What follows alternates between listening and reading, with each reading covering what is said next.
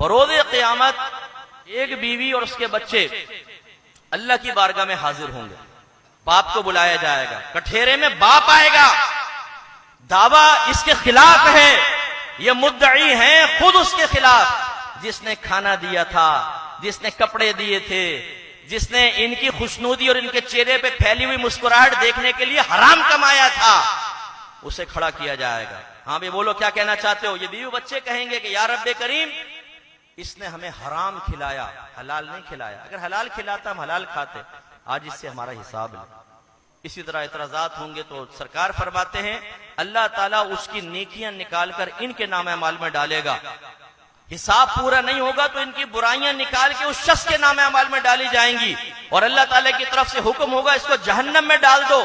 تو ایک فرشتہ ندا کرے گا, سرپرستوں غور سے سنیے, ایک فرشتہ ندا کرے گا, یہ وہ شخص ہے جو اپنے بیوی بچوں کی وجہ سے جہنم میں چلا گیا.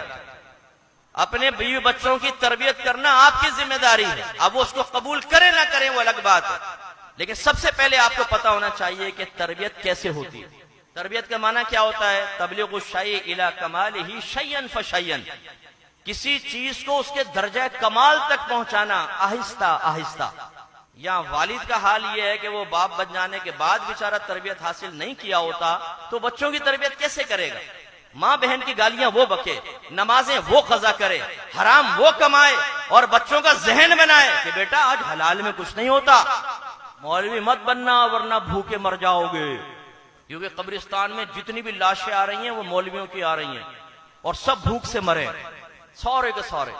ان کے بیوی بچوں کے جنازے آ رہے ہیں, بھوک سے تڑپ تڑپ کے مر گئے. کیونکہ جو داڑھی والا ہوتا ہے, جو نیکی پہ چل رہا ہوتا ہے, جو قرآن و حدیث پہ عمل کرتا ہے, اللہ تعالیٰ اس سے رزق کو روک لیتا ہے.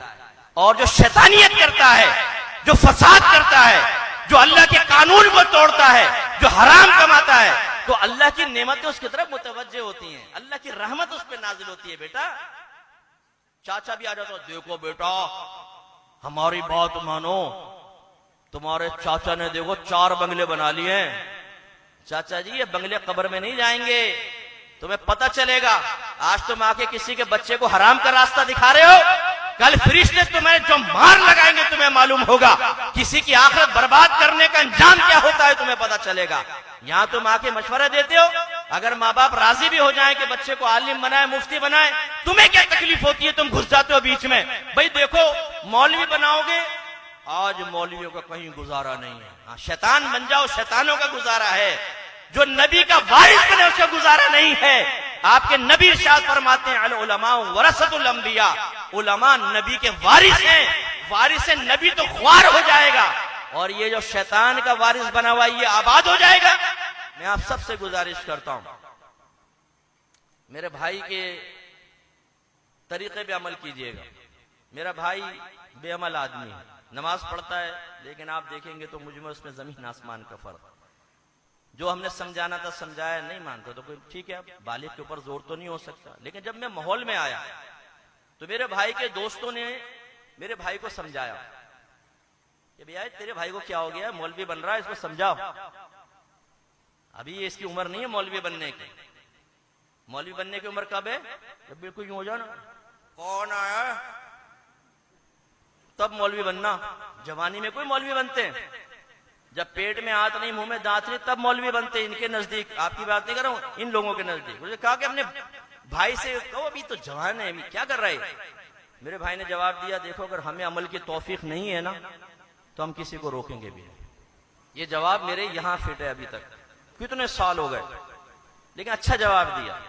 خدا را آپ میں اگر کوئی ایسا بیٹھا ہو جو دین کے لبادے میں دین کا دشمن ہو, جو دیمک کی طرح اپنے دین کو چاٹ رہا ہو اور اس کو ختم کرنا چاہتا ہو, دین کی عمارت گرانا چاہتا ہو, غلط مشوروں کے ساتھ اپنے بچوں کو روکنے کی وجہ سے, دوسروں کو غلط مشورہ دے کر ان کے بچوں کو روکنے کی وجہ سے آخرت برباد ہو جائے گی. یاد رکھو, جس نے دین کے خلاف, علماء کے خلاف کبھی بھی کوئی کام کیا وہ کبھی راحت نہیں پائے گا. آپ کے نبی نے ارشاد فرمایا, عالم بنو یا علم سیکھنے والے بنو, یا عالم کی صحبت میں رہنے والے بنو, یا عالم سے محبت کرنے والے بنو. پھر فرمایا 5ویں مت بننا ورنہ ہلاک ہو جاؤ گے. علماء کا مذاق اڑانے والے, علماء کی لیگ پولنگ کرنے والے، سوشل میڈیا پہ ان کے جوکس بنانے والے، وہ سب کے سب ہلاک ہوں گے، آپ کے نبی نے فرمایا۔